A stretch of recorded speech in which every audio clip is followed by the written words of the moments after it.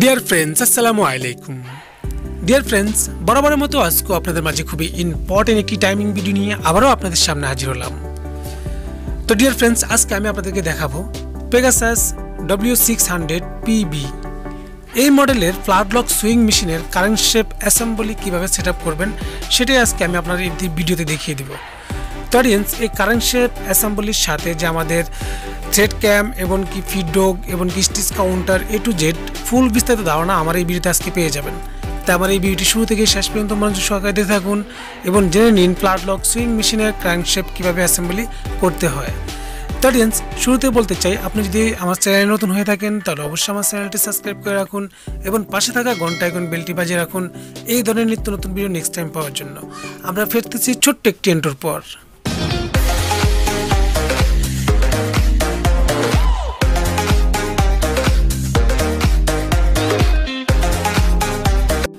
Welcome back dear friends. আজকে আমরা যে ভিডিওটি নিয়ে আপনাদের সামনে হাজির হয়েছি, এই ভিডিওটি খুবই ইম্পর্টেন্ট একটি ভিডিও। এই ভিডিওটি মনোযোগ সহকারে শুরু থেকে শেষ পর্যন্ত দেখতে হবে, কেননা কোনো একটা পার্ট আপনি যদি মিস করেন তাহলে আপনার এই ক্র্যাঙ্কশ্যাফটের অ্যাসেম্বলিটা আপনার মিস্টেক হয়ে যাবে। তো অডিয়েন্স, আমরা এই ফ্ল্যাটলক সুইং মেশিনের ক্র্যাঙ্কশ্যাফট অ্যাসেম্বলি করার ক্ষেত্রে আমাদের যে ক্র্যাঙ্কশ্যাফটটি আছে এই শেপের দুটি পার্ট, একটি পার্টের মাথায় কাট মার্ক থাকবে, অন্য পার্টে আমাদের স্টিচ কাউন্টার থাকবে। তো যে পার্ট আমাদের চিকন মাথা থাকবে সেই পার্টটা আমাদের স্টিচ কাউন্টার সেট আপ হবে এবং কি যে পার্ট আমাদের কাট মার্ক দেওয়া আছে সেই মার্কটা আমাদের ভিতর দিকে থাকবে। তো অডিয়েন্স, শুরুতে আমরা আমাদের ক্র্যাঙ্কশ্যাফটটি আমরা মেশিনের যেই বুশটি আছে এই বুশের মধ্যে দিয়ে অল্প একটু ভিতরে ঢুকিয়ে দিলাম। দেওয়ার পর আমাদের এখানে যে কলার শেপটি আছে রেড গাইড, এই কলার শেপটি আমাদেরকে সামনে লাগিয়ে দিতে হবে, কারণ আমরা এই ক্র্যাঙ্কশ্যাফটটি যাতে সামনে এবং পিছে আপ ডাউন না করে সেজন্য, এবং কি আমাদের এই শেপটা আমাদের আরেকটি কাজ করে, সেটা হলো আমাদের নিডল গাটারের টাইমিংটা করে। এখন আমরা লোপারের যে ক্যাম্পটি আছে লোপার ক্যাম্পটি লাগিয়ে নেব। অবশ্যই লোপার ক্যাম্প লাগানোর সময় খেয়াল রাখতে হবে আমাদের লোপার ক্যাম্পের যে স্ক্রুগুলো আছে সেই স্ক্রুগুলো আমাদের ক্যামের বাম পাশে থাকতে হবে। তো অডিয়েন্স, তারপর আমরা দ্বিতীয় যে এই বুশটি আছে সেই বুশটিও আমরা পার করে দিলাম। এখন আমাদের ক্র্যাঙ্কশ্যাফটের যেই দুটি বুশ, এই দুটি বুশ পার হয়ে গেল। এখন আমরা মেশিনের পিছনের সাইড থেকে আপনাদেরকে দেখানোর চেষ্টা করব, কেননা এখানে আমাদের কিছু কাজ আছে। সেটা হলো কি আমাদের এখানে যে অ্যাবোর্ডিং করি, অ্যাবোর্ডিংয়ের যেই কানেক্টিংটি আছে সেই কানেক্টিং এবং কি বেয়ারিং আমাদের এখানে সেট আপ করতে হবে। তো এখানে অ্যাবোর্ডিংয়ের এখানে যে বেয়ারিং, এই বেয়ারিংয়ের এখানে তিনটি পার্ট, এই তিনটি পার্ট আমাদেরকে সমন্বয়ে আস্তে আস্তে ক্র্যাঙ্কশ্যাফটের ভিতরের দিকে ঢুকাতে হবে এবং ক্র্যাঙ্কশ্যাফটটা এমনভাবে ঢুকাতে হবে যাতে আমাদের কানেক্টিংয়ের সাথে কোনোভাবে টাল না হয়, আরামসে আমাদেরকে ভিতরে ঢুকিয়ে নিয়ে আসতে হবে। নিয়ে আসার পরে এখানে আমাদেরকে যে কাজটি করতে হবে সেটা হলো, আমরা যেখান থেকে অ্যাবোর্ডিং করি এই অ্যাবোর্ডিংয়ের যে বুশটি আছে অর্থাৎ অ্যাবোর্ডিংয়ের যে বলটি আছে এই বলের মাঝখান দিয়ে যে কাটা চিহ্ন, এই কাটা চিহ্নের এদিক দিয়ে আমাদের ক্র্যাঙ্কশ্যাফটের যে কাট মার্ক সেই কাট মার্কটা এখানে রাখতে হবে এবং এই ক্র্যাঙ্কশ্যাফটটি আমাদের কতটুকু ভিতরের দিকে থাকবে সেটা আমাদেরকে মেজারমেন্ট করতে হবে। তো মেজারমেন্ট করার জন্য আমাদের মেশিনের বাইরের সাইড থেকে যেদিক দিয়ে আমরা স্টিচ কাউন্টার করি, স্টিচ ঘন এবং পাতলা করি কাউন্টার, এই কাউন্টারে এখান থেকে বুশ থেকে 4.5 mm আমাদের বাইরে থাকতে হবে আমাদের এই ক্র্যাঙ্কশ্যাফটের যে বলটি আছে সেটি। এখন আমাদের 4.5 যখন হয়ে যাবে তখন আমরা এই ক্র্যাঙ্কশ্যাফটের মাথায় যে স্ক্রুটি আছে সেই স্ক্রুটি আমরা টাইট করে দেব। তো অডিয়েন্স, আপনাদের যদি বুঝতে অসুবিধা হয়ে থাকে তাহলে অবশ্যই আমার এই ভিডিওর নিচে কমেন্ট বক্সে কমেন্ট করে দিবেন, আমি আপনাদেরকে কমেন্টের জবাব দেওয়ার চেষ্টা করব। তো অডিয়েন্স, এখন আমরা ক্র্যাঙ্কশ্যাফটের মাথায় যে মার্ক চিহ্নটি দেখতে পেলেন সেই মার্ক চিহ্নের মধ্যে আমাদেরকে 3 মিলি এলকি স্ক্রুটি টাইট করে দিতে হবে। তো এখানে অবশ্যই একটা জিনিস খেয়াল রাখবেন, এখানে দুটি স্ক্রু থাকে, একটি স্ক্রু আমাদের যেই অ্যাবোর্ডিংয়ের যেই বলটি আছে সেই বলের ভিতর দিয়ে ঘুরে, আর একটি স্ক্রু আমাদের অ্যাবোর্ডিংয়ের বাইরের সাইডে যে যতটুকু অংশ আমরা অ্যাবোর্ডিং করার মতো জায়গা আছে ঠিক এতটুকু অংশ আমাদের বাইরের সাইডে থাকে। তো এখানে দুটি স্ক্রু, প্রথম স্ক্রুটা আমরা ক্র্যাঙ্কশ্যাফটের মাঝখানে যে চিহ্নটি সেই চিহ্নটির মধ্যে লাগিয়ে অ্যাবোর্ডিংয়ের যে বলটি এই বলের ভিতরে ঢুকিয়ে দিলাম এবং অপর সাইডে ঘুরানোর পরে যে স্ক্রুটি বাইর হয়ে আসলো সেই স্ক্রুটি আমরা এখন যেখানে এসে দাঁড়ায় সেখানে আমরা স্ক্রুটি লাগিয়ে টাইট করে দেব। তো অডিয়েন্স, এখন আমাদের ক্র্যাঙ্কশ্যাফটটি জয়েন্ট হয়ে গেল। জয়েন্ট হওয়ার পরে এখন আমাদেরকে যে কাজটি করতে হবে, এখন আমাদেরকে যে অ্যাবোর্ডিংয়ের সাথে যেই কানেক্টিং, এই কানেক্টিংটা টাইমিং করতে হবে, অর্থাৎ অ্যাবোর্ডিংটা আমাদেরকে টাইমিং করতে হবে। ট্যাবরিং টাইমিং করার জন্য আমাদের যে এখানে মার্ক আছে, কার্ড মার্ক, এখানে প্রত্যেকটা কানেক্টিংয়ের সাথে একই রকম একটি লম্বালম্বি মার্ক থাকে। সেই লম্বালম্বি মার্কগুলো আমাদের এক সমানভাবে সোজাসুজি রাখতে হবে। আপনারা দেখতে পাচ্ছেন এখানে আমরা অ্যাবোর্ডিংয়ের যেই বলটি আছে সেই বলের এখানে একটি সোজা মার্ক আসছে। এই মার্কটি আমাদের প্রত্যেকটা বলের সাথে আছে। এই প্রত্যেকটা বল আমরা ঘুরাবো এবং কি এই মার্কের সমান সমান রেখে তারপর স্ক্রুটা টাইট করে দেব। তো অডিয়েন্স, এখন আমরা যে কাজটি করব, আমাদের এখানে যেই পানের যেই থ্রেড যে ক্যামটি আছে, এই থ্রেড ক্যামের পাশে আমরা যেখান দিয়ে আমরা নিডেলের গাটারটি লাগাবো, গাটারের যেই কানেক্টিংটি, সেই কানেক্টিংটি আমাদের এখানে টাইমিং করতে হবে। টাইমিং করার জন্য ক্র্যাঙ্কশ্যাফটের এখানে একটি মার্ক চিহ্ন আছে।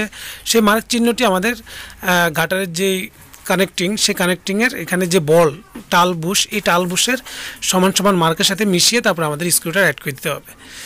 তারপর আমরা ফ্রন্ট যে গাটারটি আছে সেই ফ্রন্ট গাটার অর্থাৎ সামনের গাটারটি আমরা লাগাবো। তো সামনের গাটারের যে কানেক্টিংটি সেটি আমরা বসিয়ে দিব। বসিয়ে দেওয়ার পরে এখন আমরা ব্যাক সাইডের যে গাটার, এই গাটারের কানেক্টিংটা আমরা বসাবো। তো এখানে আপনারা একটা জিনিস খেয়াল করবেন, এখানে একটি টাল বুশ আছে, যে বুশের মাধ্যমে আমাদের গাটারটির সামনে এবং কি পিছনে আপ ডাউন হয়, সেই বুশটি আমাদেরকে একুটভাবে বসাতে হবে এবং কি আমাদের যে সামনের সাইডের যে গাটারের কানেক্টিংটি, সেই কানেক্টিংটি আমাদের এখানে বসাতে হবে। বসানোর পরে আমাদেরকে ফ্রন্ট গাটারের যেই হোল্ডারটি আছে, এই হোল্ডারটি আমরা এখানে চিকন যে বুশটি, এই বুশের এদিক দিয়ে সমন্বয়ে ভিতর দিকে ঢুকিয়ে দিব এবং কানেক্টিংয়ের পাশ দিয়ে ভিতর দিয়ে যাওয়ার পর ডান পাশে যখন আসবে, রাইট সাইড আসার পরে এখানে আমাদের কানেক্টিংয়ের যেই স্ক্রুটি আছে, সেই স্ক্রুটি আমরা লুজ করে রাখবো, আগেই লুজ করে তারপরে স্ক্রুটা হালকা টাইট করে দেব। পরবর্তীতে আমরা নিডেল টাইমিং করার সময় আমাদের এই গাটারটি আমরা টাইমিং করব। তো অডিয়েন্স, এখন আমরা ব্যাক সাইডের যে গাটারটি আছে সেই গাটারটি সেট আপ করবো। এই গাটারটি একই নিয়মে সেট আপ করতে হবে, তবে অবশ্যই খেয়াল রাখতে হবে যে বড় যে গাটারটি, সেই গাটারটি আমাদের মেশিনের ব্যাক সাইডে থাকে এবং ছোট যে গাটারটি, সেই গাটারটি আমাদের মেশিনের ফ্রন্ট সাইডে থাকে। তো অডিয়েন্স, আপনারা বুঝে নিলেন যে কীভাবে গাটারটি লাগাতে হবে, কীভাবে গাটারের স্ক্রু টাইমিংগুলো, সেগুলো আপনারা পরবর্তীতে করে নিতে পারবেন। তো অডিয়েন্স, এখন আমাদেরকে যে কাজটি করতে হবে, ক্রাঙ্কশ্যাফটটাকে ধরে রাখার জন্য আমাদের এখানে একটি সাপোর্টিং গাইড ব্যবহার করতে হবে। সেই গাইডটি আমাদেরকে বডির সাথে ঢুকিয়ে উপর থেকে 3 মিলি স্ক্রু দিয়ে টাইট করে দিতে হবে। তারপর আমরা এখানে একটি বেয়ারিং লাগাবো এবং বেয়ারিংয়ের উপরে একটি ব্লক লাগাবো। অবশ্যই ব্লকের ছিদ্রটি উপর দিকে থাকতে হবে, কেননা ছিদ্র যদি উপরে না থাকে তাহলে অবশ্যই আমাদের মেশিনের ক্রাঙ্কশ্যাফটের ভিতরে অয়েল যাবে না। তো সেই ক্ষেত্রে আমাদের অয়েল মেশিনটা জাম হয়ে যাওয়ার সম্ভাবনা থাকবে। এই জন্য আমাদের ক্রাঙ্কশ্যাফটের ছিদ্রটি উপর দিকে রাখতে হবে। এখানে দুইটি ব্লক বুশ থাকে, সেই ব্লক বুশ দুটি আমাদের উপর দিকে রাখতে হবে, কারণ আমাদের এখানে ফিডডকের যে বারটি আছে, সেই ফিডডকের বারটি আমাদের এখানে এই বুশের উপর দিয়ে অর্থাৎ এই ব্লকের উপর দিয়ে আপ ডাউন করবে। তো সামনের সাইডের যে বুশটি সেখানে একটি স্ক্রু থাকবে এবং পিছনের সাইডের যে বুশটি সেখানে 2টি স্ক্রু থাকবে। তো আমরা এখানে বুশের যে পাতলা অংশটি, ছোট বুশের পাতলা অংশটি আমাদের উপরের সাইডে রাখতে হবে এবং মোটা অংশটি নিচের সাইডে রাখতে হবে। এখন আমরা যে ফিক্সড ফিডডক, এই ফিক্সড ফিডডকের বারটি বসিয়ে দেব ব্লকের উপরে এবং প্রথম ফিডডকটি আমরা ফিক্সড ফিডডক বসাবো এবং লাস্টে যেটা বসাবো সেটা হলো আমার ডিপোশনিয়াল ফিডডক, যেটা সেটা আমাদেরকে বসাতে হবে। কারণ আপনারা জানেন যে ডিপোশনিয়াল ফিডডকের মাধ্যমে আমরা আমাদের মেশিনটাকে খাপাই এবং কি আমাদের চাইলে বড় বইটাকে ছোট করতে পারি।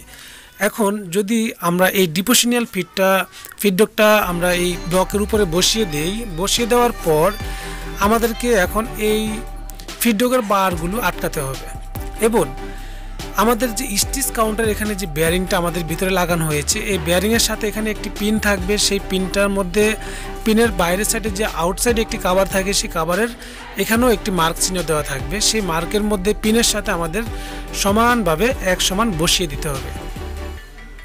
তাহলে সেই ক্ষেত্রে আমরা যখন স্টিচ কাউন্টারটা ঘুরাবো তাহলে আমাদের এই যেই ওয়াশারটি আছে, এই ওয়াশারটি আর আমাদের ঘুরবে না এবং কি আমাদের বেয়ারিংয়ের সাথে এটা আটকে থাকবে, লক হয়ে থাকবে। আপনারা দেখতে পাচ্ছেন যে এখন আমরা যেই ওয়াশারটি লাগিয়েছি, সেই ওয়াশারটি এবং পিনের সাথে এক সমান হয়ে আছে। এখন আমাদেরকে এই ওয়াশারটি আটকে রাখার জন্য আরেকটি ব্যবহার করতে হবে, ব্লক ব্যবহার করতে হবে, এমনকি সাপোর্টিং ব্যবহার করতে হবে। সেই সাপোর্টিংটাও আমরা এখানে স্ক্রুর নিচের সাইডে যে 2.5 মিলি স্ক্রু, এই 2.5 মিলি স্ক্রু দিয়ে এখানে আমরা এটাকে আটকে দেব। তো অবশ্যই এখানে বেশি একটা প্রেশার দিয়ে আটকাবেন না, কেননা এখানে যদি বেশি প্রেশার দেন তাহলে স্টিচ কাউন্টারটা জাম হওয়ার সম্ভাবনা থাকবে।